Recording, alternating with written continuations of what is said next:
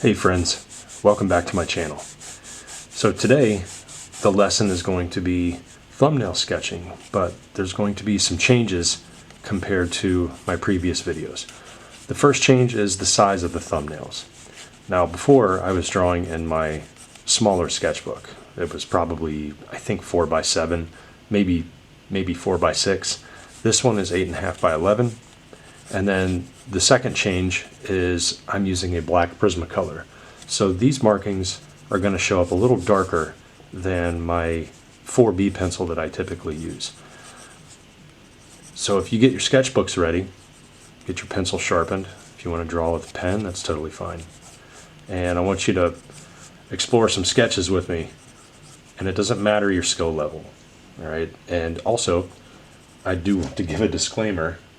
If you are venturing in from the YouTube algorithm because it just happened to suggest this video to you and you have no idea why you're here, hopefully I can spark your imagination and help you doodle a little bit.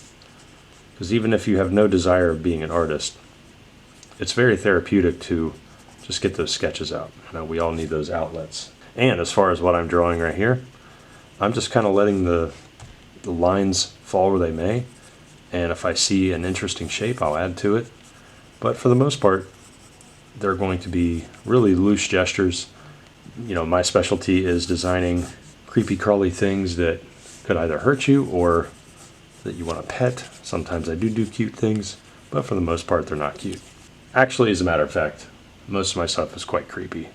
But, I mean, who's judging, right? Okay, so we're just starting things off here with a little critter. So if you're drawing right now, just give yourself a little ground plane like I did. And I stopped right there. And now what I'm going to do is I'm going to move on to the second drawing. You see how loose I'm being. I'm also holding the pencil loosely. Okay, so I have probably about half of it, like the real estate, covered up with my hand. I'm using the pinky to guide my hand across the page. And the reason I'm giving a ground plane in here, it helps me ground the object. I mean, I don't know how else to say it. I like giving my critters some ground to stand on. And since these are going to be a little bit bigger, I'm going to place just a little bit more emphasis on some of the shading. A little bit more than what I typically do for my little thumbnail sketches. Because regardless of what it is, bugs, dragons, little demons, like, it doesn't matter. It's always nice to ground your creatures in reality at somewhat by showing the ground plane and that they're occupying 3D space. And what I also like doing is just fading off a little bit of, I guess you can call it mist, because it makes it seem like it's living and breathing inside of like an atmosphere or some kind of biome. I love using black Prismacolor because it gets really dark really fast. The only thing about black Prismacolor is you can't erase it. So I just want you guys to know that when you're sketching along with me, or if you're just going on a sketchbook adventure by yourself at a cafe and you're sitting there one day, if you're at work right now and you know you're on lunch break or something, please know that you have total creative freedom with your sketches. It doesn't matter if you consider yourself not an artist and you feel like you have no creativity, you don't know how people come up with this kind of stuff in their heads, I just want you to know that we as artists, we come up with this stuff because of our observations of the real world, our video games that we play, the movies that we see. So if you consider yourself just not an artist at all and you have not one lick of talent, it's all about what you see in the real world and how you interpret it on the paper. You do have a lot of stuff in your head right now. There is a lot. You just need to be able to channel that and get it out. The best way to do it is to doodle. Now let's just keep throwing these lines down and let's see what happens. So a lot of these shapes in here I probably would want to be legs, but I don't know what they're going to end up being. Maybe this is a giant slug / spider. I don't know. It's got like a lot of whiskers coming out of it too. You see how I'm getting darker and I'm coloring or sketching over top of this thumbnail? this is an exploratory page. I want to be able to have total creative freedom when I'm doodling these things. I don't want to feel confined or constrained or anything. This is why I'm drawing larger. And also, for those of you that get right into detail really quickly, it's probably because you're drawing too small. All right, I want you to loosen up, sit up straight, have good posture when you sketch. That goes a long way in determining what type of lines you're going to have. You know, for example, when we draw, we're not having anybody else watching us. We don't realize how bad our posture is.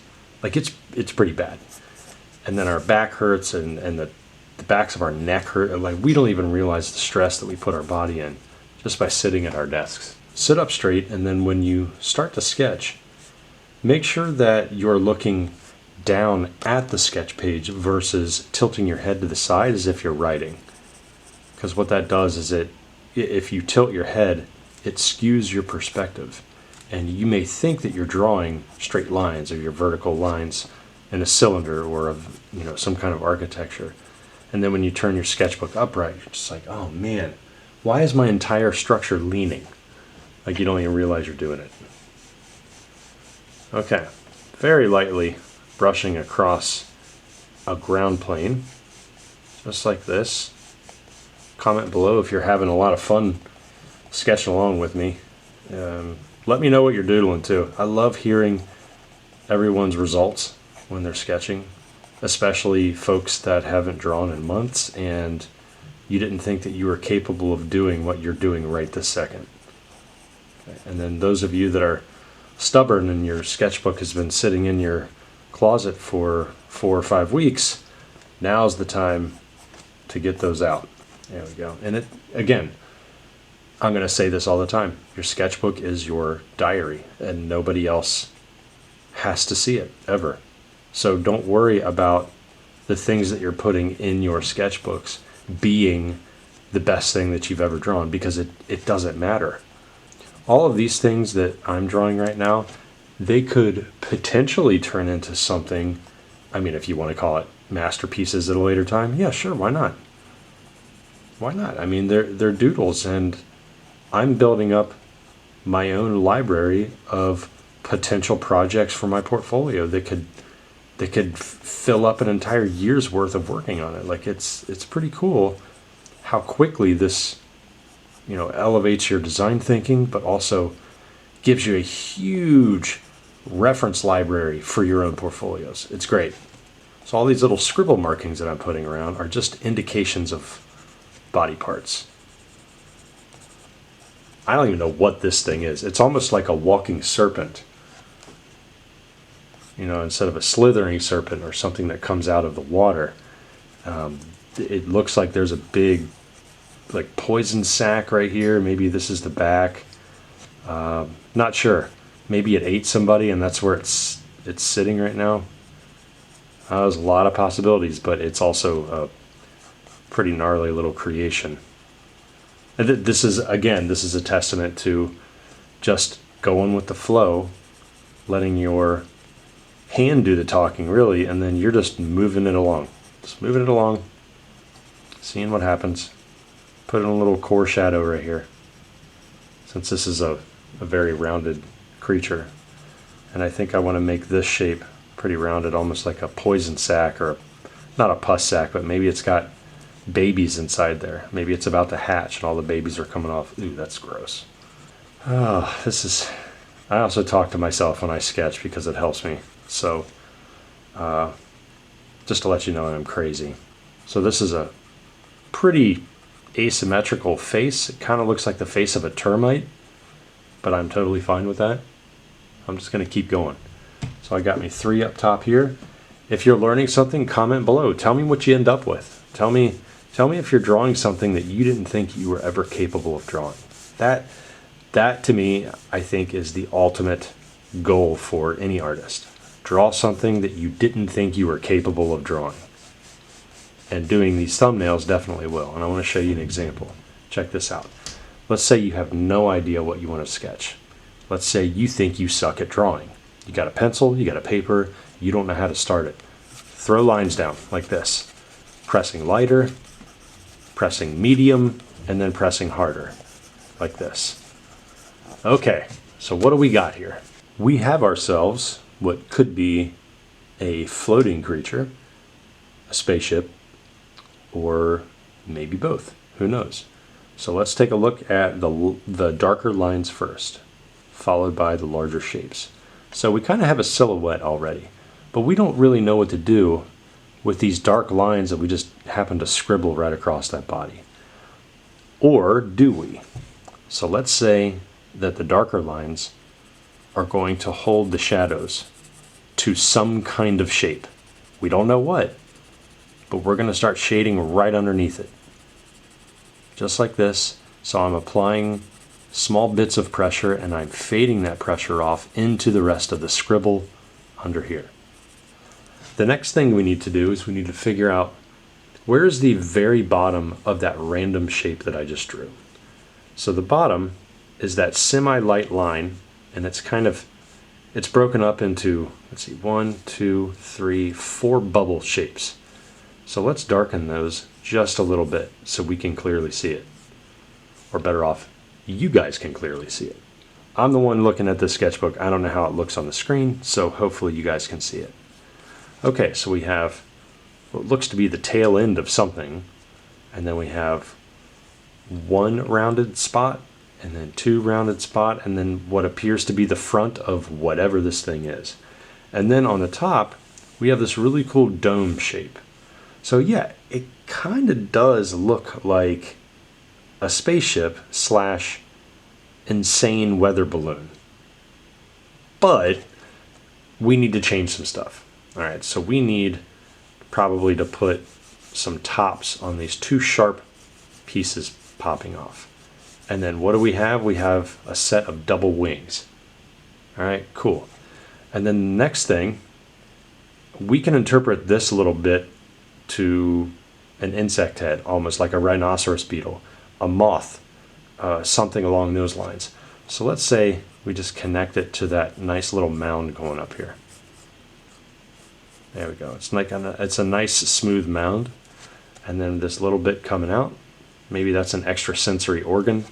So if you look at this dark line coming down, I still need to figure out what to do with that. So I'm just going to continue the darker shading under that line, and then fade more of the dark sketching out to those round spots under the belly. Because I'm convinced now that whatever I drew, this whole top part is a housing to like a fleshy body or something. I'm saying or something because this is forming as I'm sketching it, as I'm speaking to you guys. So I think I just had this idea. I don't know if it's going to work, but I'm going to put these rounded plates. I don't want to do anything spiky. Kind of want to change it up a little bit. Just the rounded plates going across that back. And then maybe under here, we can put tiny little ovals just kind of hanging, just kind of chilling out. And wouldn't that be neat is if this creature was almost like a caterpillar with tons, like hundreds of legs, but it could also fly. But it hasn't turned into a butterfly yet. So that's the crazy thing about this critter. Okay, and this could be the little navigation tail. So I'm just going to put some more values here. Now, the other cool thing is I have this really neat shape coming into the front. I'm just going to scribble on some more shapes lightly. I'm not going to go too dark. And I think the lines that I put there originally probably made up a good silhouette, so I'm just going to color those in. Those little extra lines didn't really work. And that's just the joy of sketching. Like you don't know if they're going to work or not. But it's easier to find out. So I like those little feet, I guess, those little arms. So I'm just going to fade off some dark to light, and then it's going to go into this underbelly. I am convinced that something is going on under there because this body is very deeply inset. Okay, well there we go. There's a bug slash spaceship, I guess you can call it. On to the next one. See, this is the fun about thumbnail sketching. If you're sketching along with me and you're coming up with something that you didn't even think you were capable of, you are already successful tonight. So congratulations. Show that off. Especially if your family members know you can't draw. Like if you can't draw, but you're just like, hey, I watched this dude draw some critters and I drew along with it and I drew some stuff. That's awesome. And then let me know what happens. You know, it would be the ultimate compliment for you is if you draw something and then your family members are going, you didn't draw that. Like that's good. Kind of reminds me, just on the same subject like that, but just a little different. Those of you listening right now that are artists and you've drawn in public before, sitting at a table, tell me in the comments if you've had somebody walk up to you and go, did you draw that?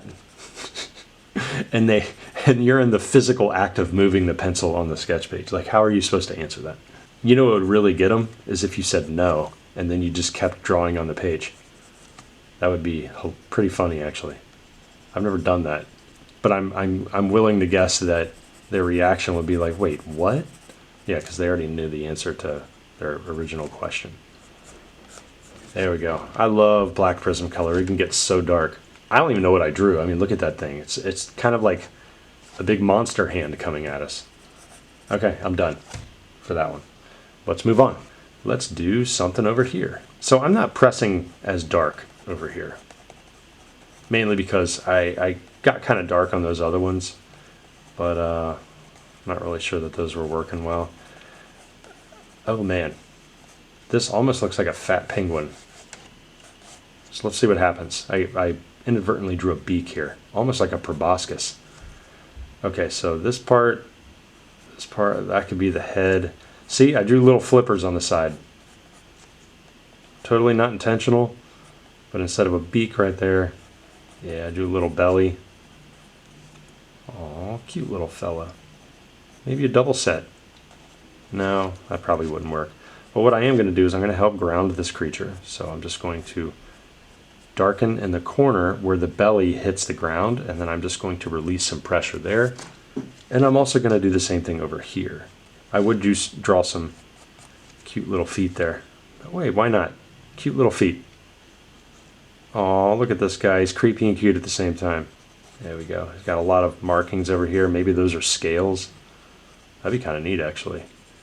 So I'm just going to do shading and just little rounded bits. So if you enjoyed your little sketch session tonight, let me know. Let me know what you're working on in school. If you have you're doing this as a hobby, I would love to hear it. I want to thank everybody for tuning into my channel. You guys rock. Okay, and there's our thumbnail lesson where we drew larger and with the black Prismacolor. So now you keep going. I want you to keep going and fill up the page. Okay, till next time. Peace.